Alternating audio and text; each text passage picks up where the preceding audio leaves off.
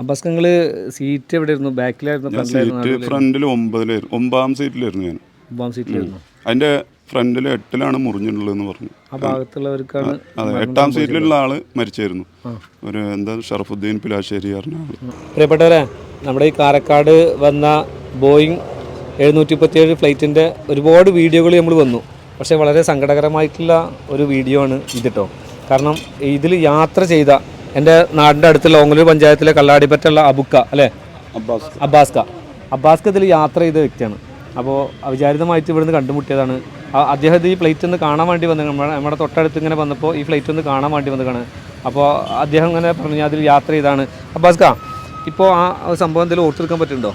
ഒന്നും ഓർമ്മയില്ല എനിക്ക്. അതിനൊന്നും ലാൻഡ് ചെയ്യാൻ വേണ്ടി ആദ്യം ഒന്ന് ഇറങ്ങാൻ തുടങ്ങിയപ്പോൾ പിന്നെ പെട്ടെന്നാണ് പൊന്തിക്കേണ്ടായത്. അത് എന്താ കാരണം എന്ന് എനിക്കറിയില്ല. അതിന് ശേഷമാണ് ഇതൊക്കെ പിന്നെ സംഭവിച്ചത്. അത് എനിക്ക് തല ഒന്ന് അടിച്ചായിരുന്നു. അത് കാരണം എന്തോന്നും അറിയില്ല എനിക്ക്. പിന്നെ ഓർമ്മ കിട്ടുന്നില്ല എന്താ സംഭവിച്ചെന്ന് അറിയില്ല.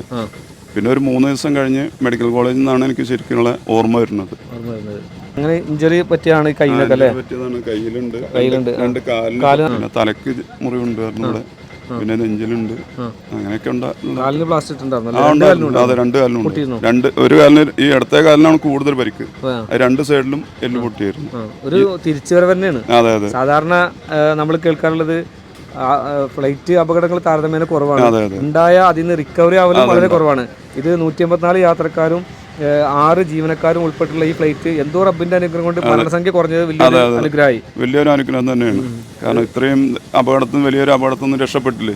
അതെ, തിരിച്ചുവരവാണ്, രണ്ടാമതാണ് നിങ്ങളൊക്കെ. അതെ അതെ, രണ്ടാം വരവാണ്. നമ്മൾ ചെയ്തൊരു വീഡിയോ ഉണ്ടാവുന്നില്ല സ്റ്റാർട്ടിങ്ങിൽ ചെയ്തത്, ഏകദേശം 1 മില്യൻ്റെ അടുത്ത് ഫേസ്ബുക്കിൽ പോയിട്ടില്ല. അതിൽ ഒരുപാട് ആളുകൾ അവരുടെ അനുഭവങ്ങൾ, ഇതിൽ എൻ്റെ ഉപ്പ മരണപ്പെട്ടിട്ടുണ്ട്, എൻ്റെ ജ്യേഷ്ഠൻ മരണപ്പെട്ടിട്ടുണ്ട്, എൻ്റെ അനിയൻ മരണപ്പെട്ടിട്ടുണ്ട്, അങ്ങനെ പല ആളുകളും. അതുപോലെ തന്നെ എൻ്റെ ഒരു സുഹൃത്ത്, ഞാൻ ആ വീഡിയോയിൽ പറഞ്ഞിട്ടുണ്ട്, സൈഫുദ്ദീൻ പറഞ്ഞിട്ട്, നിങ്ങൾ അറിയാവുന്ന സൈഫുദ്ദീൻ അറിയാം. ഈ കൊടുവള്ളി ഞങ്ങൾ ഒരേ സീറ്റിലായിരുന്നു. അപ്പൊ നിങ്ങൾ ഈ വീഡിയോ കാണുമ്പോൾ ഞാൻ മൂപ്പർക്ക് മനസ്സിലാവും. അപ്പൊ അദ്ദേഹത്തിന്റെ വൈഫിന് ഇപ്പോഴും റിക്കവറി ആയിട്ടില്ല. ഇപ്പോഴും പിന്നെ വീൽ ചെയറിലാണ് പിന്നെ വീട്ടിലൂടെ നടക്കുന്നത്. അദ്ദേഹം മക്കളൊക്കെ ഉണ്ടായിരുന്നു, ഫാമിലി ഒക്കെ ഉണ്ടായിരുന്നു. അങ്ങനെ ഒരുപാട് ആളുകളുടെ അനുഭവങ്ങളുള്ള, നമുക്കിപ്പോൾ ഇതിങ്ങനെ കാണുമ്പോൾ ഒരു കൗതുകമാണ്. നമ്മുടെ നാട്ടിൽ ഫ്ലൈറ്റ് പൊളിക്കാൻ വന്നു, ഫ്ലൈറ്റ് ഇങ്ങനെ കാണുമ്പോൾ നമുക്ക് ഒരു കൗതുകമാണ്. പക്ഷേ ഇതിന്റെ ഒരുപാട് സങ്കടകരമായിട്ടുള്ള ഒരുപാട് അനുഭവങ്ങളുള്ള ആളുകൾ ഒരുപാടുണ്ട്. അതിൽ അനുഭവസ്ഥനാണ്. നിങ്ങളിപ്പോ ഇത് സോഷ്യൽ മീഡിയയിൽ കണ്ടിട്ടാണ് വന്നത് അല്ലേ? ഞാൻ പറയുന്നതായിട്ട് എനിക്ക് വാട്സാപ്പിലൊക്കെ അയച്ചു തന്നിരുന്നു. അപ്പൊ എന്തായാലും ഒന്ന് കാണണം എന്നുള്ള, ഞാൻ ഇവിടെ അടുത്തുള്ള ആളാണല്ലോ, അപ്പൊ ഒന്ന് കാണാൻ വേണ്ടി വന്നതാ. നിങ്ങള് എത്ര വർഷം പ്രവാസിയായിരുന്നു? ഞാൻ 24-25 വർഷം. അതോടെ പ്രവാസം നിർത്തിയോ? അതോടുകൂടി നിർത്തി. എന്തായിരുന്നു ജോലി? കുക്കിങ്ങിന്റെ ജോലിയായിരുന്നു. കഫ്തേരിയ. സ്വന്തമായിട്ടില്ലായിരുന്നു? അത് സ്വന്തമായിട്ടല്ല, ജോലിയായിരുന്നു. ഈ അനുഭവം ഉണ്ടായപ്പോൾ അതോടുകൂടി നിർത്തി. പിന്നെ കയ്യില് കാലിനൊക്കെ ചെറിയ ചെറിയ പ്രശ്നങ്ങളൊക്കെ ഉണ്ട്. അപ്പൊ അതോടുകൂടി പിന്നെ പണിയെടുക്കാൻ ബുദ്ധിമുട്ടാന്ന് തോന്നി. അപ്പൊ അതോടുകൂടി നിർത്തി. ഇത് ഓർത്തെടുക്കാൻ മനസ്സിലേക്ക് ഒരിക്കലും ഓർക്കാൻ ആഗ്രഹിക്കാത്ത ഒരു ദിവസമാണ്. ഓർക്കാൻ ആഗ്രഹിക്കാത്തെന്ന് പറഞ്ഞാൽ എനിക്ക് സംഭവിച്ചതൊന്നും എനിക്ക് ശരിക്കും ഓർമ്മയില്ല. എന്തൊക്കെ സംഭവിച്ചു ഒന്നും ഓർമ്മയില്ല. എനിക്കൊരു 3 ദിവസം കഴിഞ്ഞതിന് ശേഷമാണ് മെഡിക്കൽ കോളേജിൽ നിന്ന് മാത്രമേ എനിക്ക് ശരിയായ ഓർമ്മ വന്നിട്ടുള്ളൂ. അത് അപ്പോഴത്തേനൊക്കെ 2 കാലിനൊക്കെ സർജറി കഴിഞ്ഞു, കൈയിന് സർജറി കഴിഞ്ഞു, അങ്ങനെ ഒക്കെ ഉള്ളത്. അതുവരെ ഒന്നും ഓർമ്മയില്ല. അതിനൊക്കെ സർക്കാരിന്റെ കുറച്ച് ഫണ്ടൊക്കെ അതിന് കിട്ടിയിരുന്നു? അല്ല, സർക്കാരൊന്നും ഒന്നും തന്നിട്ടില്ല.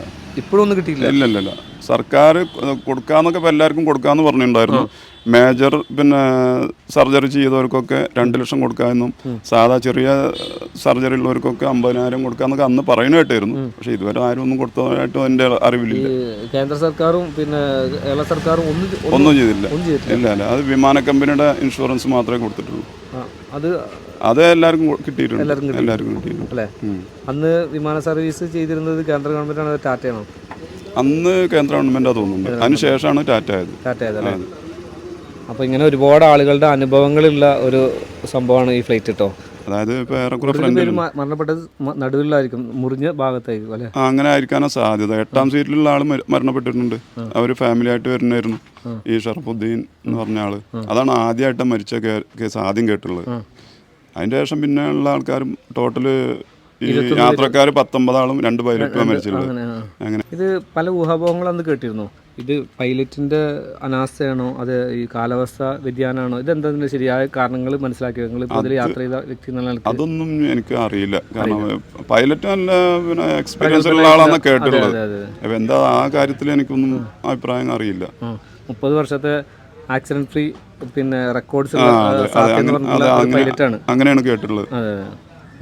എന്താ നമ്മുടെ ഒരു ഭാഗ്യക്കേട് എന്നല്ലാതെ നമുക്ക് ഒന്നും പറയാൻ പറ്റില്ല. അദ്ദേഹം ആ പഴയ കാര്യങ്ങളൊന്നും ഓർത്തെടുക്കാൻ ആഗ്രഹിക്കാത്തൊരു വ്യക്തിയാണ്. പക്ഷെ എന്നിരുന്നാൽ കൂടി ഇങ്ങനൊരു അനുഭവം നിങ്ങളുമായി പങ്കുവെക്കുകയാണ്.